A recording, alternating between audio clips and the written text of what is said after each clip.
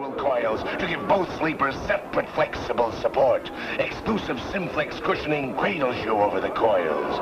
With a king-size beauty rest supreme, you just kiss and wake up. You know, I bought me a house, bought cars, Simmons provided that for me. I mean, they provided me, a living for 22 years. This is the story of an iconic American company. For decades, it was a prized holding of top private equity firms. But in the end, even some of the world's most sophisticated investors could not keep the mattress maker from falling into bankruptcy.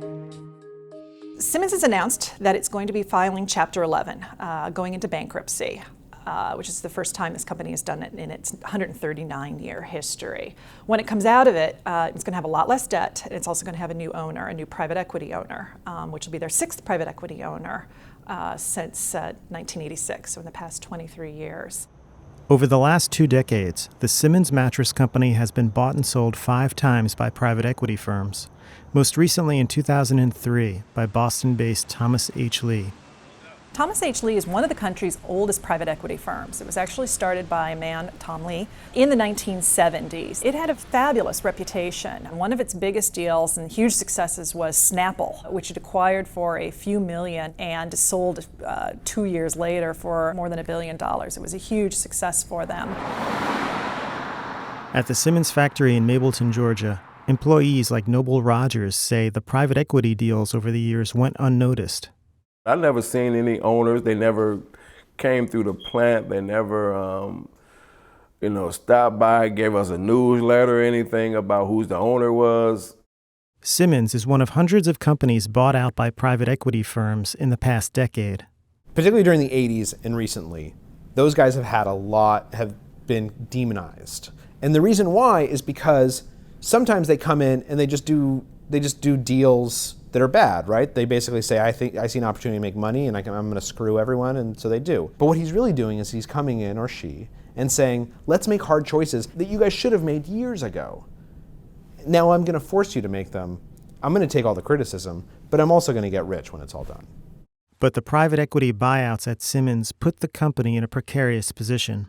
And what's happened with each time that it's been taken over by a private equity firm is the amount of debt on the company has doubled. So the private equity company that owned it has made a huge profit on its initial investment, but that profit translated into debt for the company over and over and over. At a time when it was cheap and easy to get cash, Thomas H. Lee took out more than $1 billion in debt to the Simmons name, 12 times its operating profits. Some of the money was used to pay dividends to its investors. The worst case scenario is a little bit of what we're seeing playing out right now at Simmons and a number of other companies that are owned by private equity firms. With the monthly interest payments of the debt equal to the operating profits, Simmons had to cut costs and jobs at 13 factories in North America, including the Mableton, Georgia factory.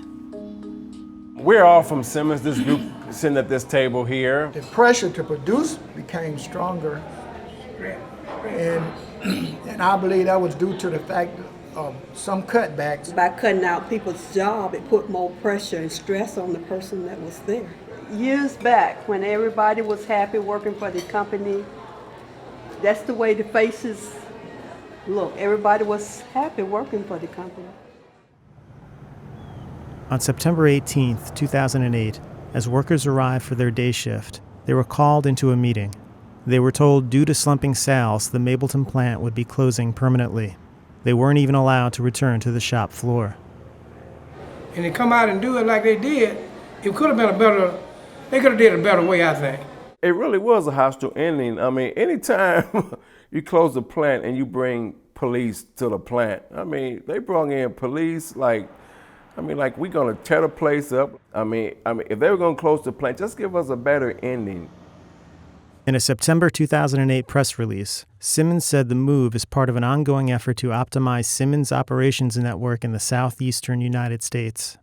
Simmons executives declined our request for an interview, but they point to years of operating profits as proof of good management. They say nobody could have predicted the Great Recession and its impact on business. While Thomas H. Lee Partners came out ahead in this deal, they actually consider it to be a disappointment. they were looking for a return of 2 to 4 times their investment, which is in line with what previous private equity owners had made. They walk away with a profit, but it's small. They also, though, believe that none of this was their fault. They believe they've left the company operationally in better standing than when they bought the company 6 years ago, and they also believe that what happened was sort of the perfect storm. That what happened to the economy and what happened with consumer spending had not been seen ever in the bedding industry history and was unforeseeable by anybody. After they closed the doors, the morale was low. I mean, the morale went down. People didn't know what they were going to do, where their next check was going to come from, where their meals was going to come from, how their mortgage and stuff was going to get paid. A bunch of us stayed in contact, just to see how each other's doing, but there's a lot of people still who don't have jobs. What has happened is really the worst case scenario for everyone. So many people lose. The employees lose, the bondholders lose big, even the industry loses because there's questions about what happens to the Simmons brand. The winners, clearly Thomas H. Lee Partners and its investors. They walked away with a profit, albeit small, but a profit.